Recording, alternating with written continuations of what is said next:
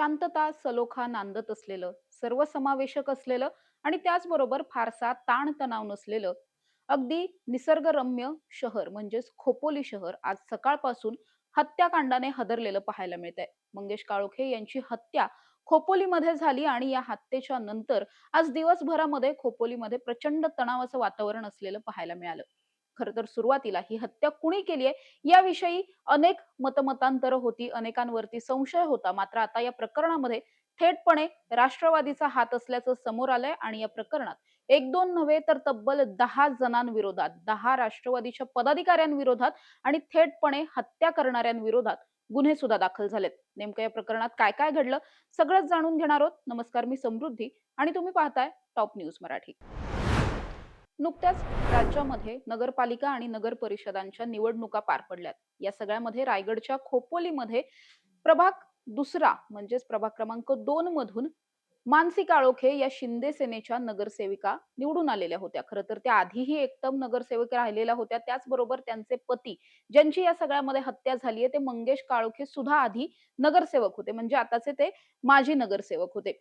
सुरुवातीला जेव्हा या संपूर्ण वॉर्डमध्ये निवडणुका डिक्लेअर झालेल्या होत्या, त्यानंतर या ठिकाणी महायुती म्हणून अशा पद्धतीची लढत झालेली नव्हती. शिंदे सेना आणि राष्ट्रवादी काँग्रेस या दोघांमध्ये अटीतटीचा सामना या ठिकाणी पाहायला मिळाला होता. अर्थात या संपूर्ण नगर परिषदेवरती निर्विवादपणे शिंदे सेनेचं राज्य असलेलं पाहायला मिळालं. कारण मोठ्या प्रमाणात जागा त्यांना मिळाल्या आणि या जागांपैकी एक जागा होती ती अर्थात मानसी काळोखे यांची सुद्धा.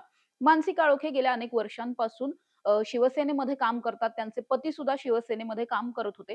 ज्यावेळी या निवडणुका डिक्लेअर झालेल्या होत्या आणि प्रचार सुरू झाला होता, त्यावेळी विरोधी उमेदवार असलेल्या उर्मिला देवकर यांच्या प्रचाराच्या दरम्यान काही क्लॅशेस होताना पाहायला मिळत होते. कट्टर विरोधक होती ही दोन कुटुंब एकमेकांची आणि या सगळ्या निवडणुकीमध्ये अगदी प्राणपणानं प्रचार सुरू झालेला होता. या प्रचाराच्या नंतर अर्थात निवडणुका झाल्या, मतदान झालं, निकाल लागले आणि या सगळ्यामध्ये मानसी काळोखे यांचा विजयही झाला. मात्र हा विजय झाल्याच्या नंतर म्हणजे 21 तारखेला या सगळ्यामधले निकाल डिक्लेअर झाले आणि आज तारीख आहे 26 म्हणजे अवघ्या 5 दिवसांमध्ये मंगेश काळोखे यांची धारदार शस्त्रांनी हत्या करण्यात आली.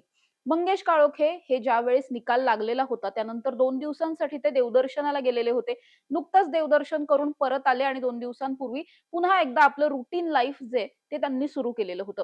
असं सगळं असताना आज सकाळी 7च्या सुमारास आपल्या मुलीला शाळेत सोडण्यासाठी नेहमीप्रमाणे ते घराबाहेर पडले. टू व्हीलरवर आपल्या मुलीला शाळेत सोडलं आणि तिथून परतत असताना जया नावाचा एक बार त्या ठिकाणी आहे. याच बारच्या बाहेर एका काळ्या रंगाच्या चारचाकीनं काळोखे यांच्या दुचाकीला धडक दिली. त्यानंतर काळोखे हे जागीच खाली कोसळले. त्याच वेळी आजूबाजूला थोडीशी गर्दी जी आहे ती जमायला सुरू झालेली होती आणि या सगळ्याच्या नंतर काहींनी मध्ये येण्याचा प्रयत्न करायच्या आतच याच काळ्या गाडीमधून 4 तरुण उतरले. यांच्याकडे धारदार शस्त्र होती.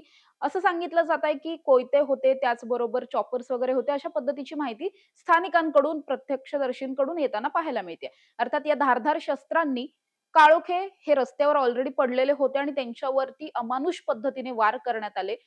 संपूर्णपणे त्यांना ठार करायचं याच उद्देशाने त्यांना ही सगळी मारहाण आणि त्याच्यानंतरचे वार झालेले होते. असं सगळं झाल्याच्या नंतर पुढे काही कळायच्या आत किंवा कुणी मध्यस्थी करायच्या आतच हे सगळे आरोपी पुन्हा एकदा गाडीत बसले आणि गाडी घेऊन पसार झाले. त्यानंतर अर्थात बाकीचे जे लोक त्या ठिकाणी जमलेले होते त्यांनी काळोखे यांना तातडीनं जवळच्या रुग्णालयामध्ये दाखल केलं. त्यानंतर मात्र उपचारापूर्वीच त्यांचा मृत्यू झालेला होता. कारण प्रचंड वार त्यांच्यावरती झालेले होते. खूप जास्त रक्तस्राव झालेला होता. काळोखे यांचा मृत्यू झाला ही बातमी जी आहे ती संपूर्ण गावभर पसरली. नगर परिषदेच्या संपूर्ण वॉर्डमध्ये पसरली आणि त्यानंतर सगळीकडे एकच तणावाचं वातावरण निर्माण झालं. मुळात हे सगळं कुणी केलं?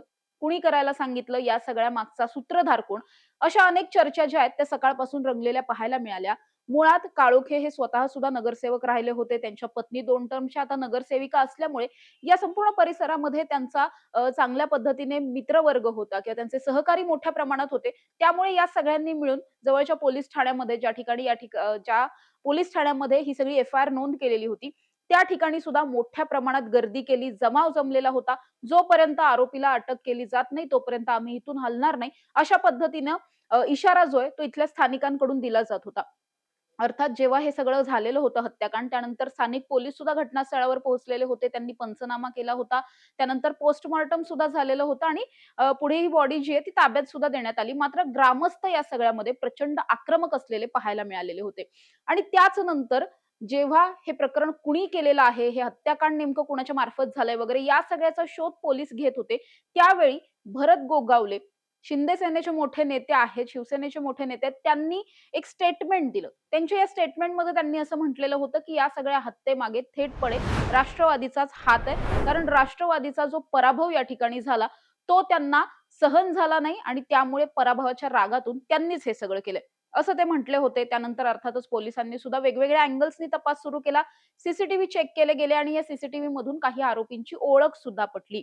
त्यानंतर आता या प्रकरणात थेटपणे राष्ट्रवादीचा संबंध असल्याचं उघड झालंय आणि त्यामुळेच राष्ट्रवादीच्या 1-2 नाही तर तब्बल 10 जणांविरोधात गुन्हे दाखल करण्यात आलेत.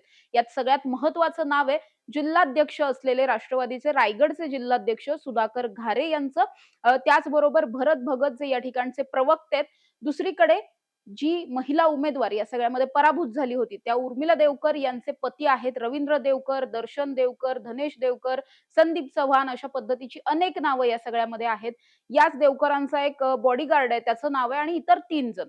अशा पद्धतीने आता 10 जणांविरोधात गुन्हे दाखल करण्यात आलेत आणि या 10 मधला एकही आरोपी अजूनही पोलिसांना सापडलेला नाहीये. याचा अर्थ गुन्हा कदाचित यांनीच केलेला आहे आणि त्यामुळे ज्या पद्धतीने हा गुन्हा दाखल झाला त्यानंतर लगेचच हे सगळे आरोपी फरार झालेले पाहायला मिळतात.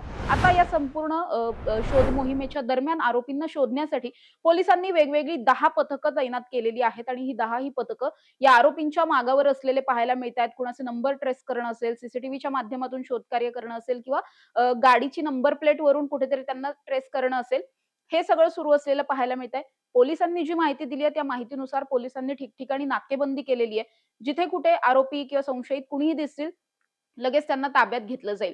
मात्र या सगळ्याच्या नंतर जरी पोलिसांचा तपास एकीकडे सुरू असला तरी सुद्धा खोपोलीमधलं वातावरण हे प्रचंड चिंताजनक असलेलं पाहायला मिळतंय. नगर परिषदेच्या निवडणुका होत्या. या निवडणुकांमध्ये अशा पद्धतीने जर थेट हत्या करण्यापर्यंत मजल जात असेल, तर मुळात हे सगळं कशासाठी? एखादा पराभव पत्करणं आपल्याला का जमलेलं नाहीये? काय नेमकं राष्ट्रवादीला त्या ठिकाणी करायचं होतं आणि खरंच या सगळ्यामध्ये हत्या केल्याप्रकरणी आणि हत्येचा कट रचल्याप्रकरणी ज्या राष्ट्रवादीच्या लोकांवरती गुन्हे दाखल झालेत, त्यांना मुळात त्यांनी हे सगळं केलंय का? आणि जर त्यांनी हे केलं असेल तर हे किती गंभीर आहे, हे जाणवतंय. आपण बघितलं महायुती म्हणून 3ही पक्ष राज्यामध्ये सत्तेत असताना नगर परिषदा म्हणजे अगदी स्थानिक स्वराज्य संस्थांच्या सगळ्याच निवडणुकांमध्ये हे 3ही पक्ष अनेक ठिकाणी युतीत आहेत, काही ठिकाणी एकमेकांच्या विरोधात आहेत, काही ठिकाणी मैत्रीपूर्ण लढती होताना पाहायला मिळतात. अगदी पहिलाच टप्पा स्थानिक स्वराज्य संस्थांचा आत्ताशी पूर्ण झालेला आहे. अजून महानगरपालिकेच्या निवडणुका आहेत, त्याच्यानंतर ग्रामपंचायतांच्या निवडणुका आहेत. त्यामुळे मुळात मोठे 2 टप्पे अजूनही बाकी असताना पहिल्याच टप्प्यात पराभवावरून जर थेट हत्येपर्यंत प्रकरण जात असेल, तर आणखी या 2 ज्या टप्प्यांमधल्या निवडणुका होणार आहेत, त्या सगळ्या निवडणुका किती दहशतीच्या वातावरणाखाली घेतल्या जातील, हे कुठेतरी जाणवतंय. त्यामुळे मुळातच राजकारणामध्ये हार-जीत होत राहते असं आपण म्हणतो. एखादी निवडणूक एखादा नेता हरला, तर तो पुढच्या टर्मला निवडूनही येऊ शकतो. कदाचित तो नाही आला, तर त्याच्या कुटुंबियांपैकी कुणीतरी निवडून येतं. मात्र असं सगळं असताना एक पराभव इतका जिव्हारी लागतो, की थेटपणे कुणाची तरी हत्या करण्यावरती माणूस उतरतोय.